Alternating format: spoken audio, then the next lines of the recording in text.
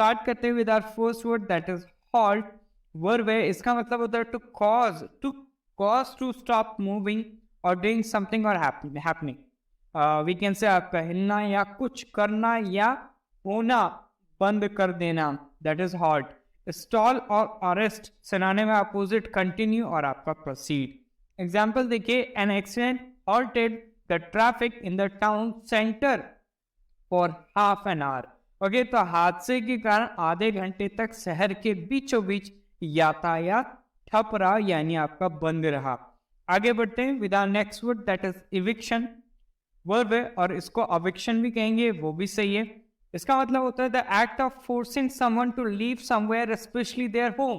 किसी को कहीं छोड़ने के लिए मजबूर करने की क्रिया, विशेषकर उनका घर, किसी को अपना घर छुड़वा देना, ओके, फोर्सफुली, तो दैट इज eviction। सिनर देखिए आपका इजेक्ट, बैनिश, अपोजिट एक्सेप्ट और आपका रिसीव। एग्जाम्पल देखिए आपका the tenants were threatened with eviction। तो किराएदारों को बेदखल करने की धमकी दी गई, क्या निकल जाओ भैया वरना उठे जाओगे। अगला जो वर्ड है वह आपका स्कॉट। वर्ब है, इसका मतलब होता है to go and live in an empty building without permission from the owner. खाली मकान पर बिना मालिक से पूछे या नाजायज कब्जा जमा लेना, तो दैट इज क्रॉच, सिनोनिमस था। एग्जाम्पल देखिए, they started in an old house in Kings cross when their money ran out. तो जब उनके पास पैसे खत्म हो गए ना, तो उन्होंने क्या करा, किंग्स क्रॉस एक प्लेस होगा, वहां में क्या करा, पुराने घर में जाके रहने लग गए। ओके, तो दैट इज स्कॉट, यानी आपका बिना परमिशन कहीं जाना या कहीं रहना। आगे बढ़ते हैं with our next word that is tube. Noun है, इसका मतलब होता है a large amount of number, एक बड़ी राशि या संख्या। Loads, dozen, synonym, opposite, handful और आपका पे।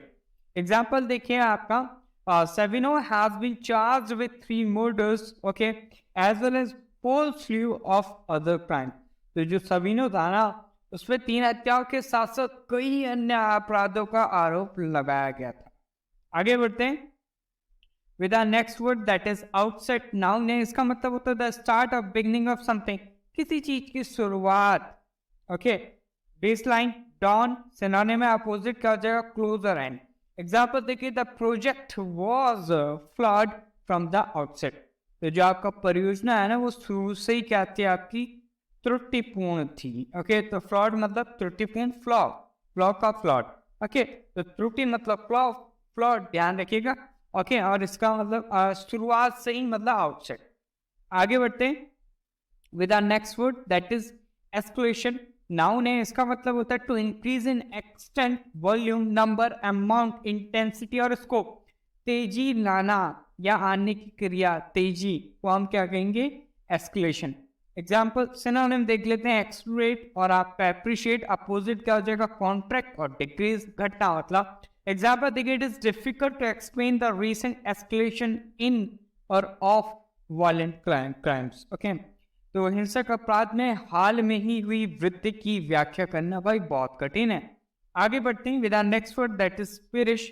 वो भाई, इसका मतलब होता है आपका टू डाई और बी डिस्ट्रॉयड, मर जाना या नष्ट हो जाना।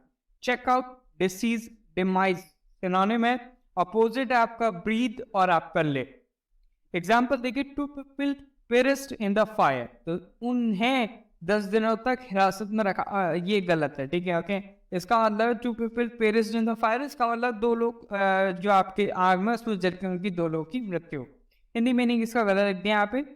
आगे बढ़ते हैं, नेक्स्ट है आपका कंप्राइज। वर्ब है, इसका मतलब होता है टू कंसिस्ट ऑफ और we can say to have as parts और मेंबर, मिलकर बना होना, सदस्यों या अंशों से युक्त होना या फिर के अंतर्गत होना।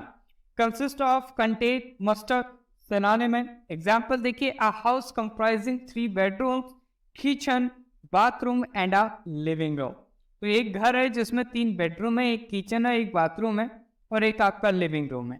तो एक घर है, उसमें ये सारी चीजें, दैट इज कंप्राइज। आगे बढ़ते हैं, चलिए नेक्स्ट वर्ड है आपका मैंडेटरी। वर्ब है, इसका मतलब होता है दैट यू मस्ट डू और हैव और ओबे, तुम्हें करना ही है भाई, ओबे करना है, करना ही है, होना ही चाहिए था वहां पर, करना आवश्यक या फिर अनिवार्य है। कंपल्सरी, फोर्स्ड, सिनोनिम है अपोजिट, इलेक्टिव और आपका ऑप्शनल। एग्जाम्पल देखिए, it is mandatory to keep silent during the test, परीक्षा के दौरान चुप रहना क्या आपका अनिवार्य है। ओके, आगे बढ़ते हैं। अच्छा, इसका पार्ट्स ऑफ स्पीच गलत है आपका, ध्यान रखिएगा। Okay, it is not a verb, ये आपका वर्ब नहीं है, इट इज एन एडजेक्टिव। ठीक है, ध्यान रखिएगा, not a verb, is an adjective. आगे बढ़ते हैं, नेक्स्ट है आपका डिग्निटी, नाउन है, इसका मतलब होता है कॉम, काम, नॉट कॉम, काम, serious behaviour that makes other people respect you, शांत और गंभीर आचरण। क्लास और फैशन सिनोनिम है, एग्जाम्पल थे कि he is a man of dignity and काम डिटर्मिनेशन, तो वह गरिमा और शांत दृढ़ संकल्प की व्यक्ति है। आगे भी बढ़ते हैं with our new section that is idiom and phrase. पहला इडियम है आपका हाई स्पिरिट्स, इसका मतलब होता है लाइवली एंड चेयरफुल बिहेवियर और मूड, जीवंत और हंसमुख व्यवहार या वी कैन से मनोदशा। एग्जाम्पल देखिए, the team return in high spirits, तो टीम जोश के साथ लौटी। आगे बढ़ते हैं with our next idiom that is put the cart before the horse, इसका मतलब पुट और do things in the wrong order, चीजों को गलत क्रम में रखना या करना। एग्जाम्पल देखिए, aren't you putting the cart before the horse by deciding what to wear for the wedding before you have been invited to it, तुम्हें बुलाने से पहले भाई तुम तैयार हो कि भाई क्या पहनना, कैसे पहनना। ठीक है, समझ लो, अगर नहीं बुलाया जाएगा तो क्या फायदा इस चीज का। ओके, तो पहले बुलावा आएगा, उसके बाद ये तैयारी करना, ये इसका कहने का मतलब है। आगे बढ़ते हैं, इन ऑल बट नेम, इसका मतलब है existing as a fact but not officially described that way, एक तथ्य के रूप में वो चीज मौजूद है लेकिन आधिकारिक तौर पर इस तरह वर्णित नहीं है, मतलब मेंशन नहीं है उस तरीके से ऑफिशियली, फैक्ट के तौर पे है वो। She is vice president in all but name, वह नाम के अलावा सभी में क्या उपाध्यक्ष है, मतलब उपाध्यक्ष तो है बट नॉट ऑफिशियल। आगे बढ़ते हैं, नेक्स्ट आपका सेक्शन है फ्रेजल वर्ब का। पहला फ्रेजल वर्ब आपका ड्रॉप ऑफ, इसका मतलब होता है to take someone to a place they need to go and to leave them there, किसी को उस स्थान पर ले जाना और वहां छोड़ने के लिए किया जाता है। ओके, मतलब जहां उन्हें जाने की आवश्यकता होती वहां छोड़ दिया जाता है, that is drop off. Example देखिए आपका, every morning Raj drop his son off at a school then pitch around 4 at noon, तो हर सुबह राज अपने बेटे को स्कूल छोड़ता है, जहां जाने की जगह है उसके बच्चे की वहां छोड़ के आता है, फिर दोपहर 4 बजे के आसपास उसे लेने भी आ जाता है। नेक्स्ट रिजल्ट आपका सेम ड्रॉप ऑफ, एक और मीनिंग है इसका, to become fewer in number और less in amount, it means decline और डिक्रीज, संख्या में कम या फिर मात्रा में कम होना। एग्जाम्पल देखिए, the attendance has dropped off since the time sir has begun to check our home, तो जब से श्रीमान जी ने भाई होमवर्क गृह कार्य जांचना शुरू कर दिया ना, तब से हाजिरी कम हो गई बच्चों की, समझो क्यों कम हो गई है। नेक्स्ट आपका ड्रॉप आउट, इसका मतलब होता है to leave a course of study in between before completing it, mainly used with semester, term, school, college, university course etcetera, किसी पाठ्यक्रम को पूरा करने से पहले ही उसे बीच में छोड़ देना, that is drop out. Example देखिए, many successful people specially actress dropped out of college, तो कई सफल लोग, खासकर जो अभिनेता लोग हैं ना, वो क्या कर देते हैं, कोर्स को बीच में छोड़ देते हैं या फिर कॉलेज को बीच में छोड़ देते हैं ड्यू टू देयर वर्क।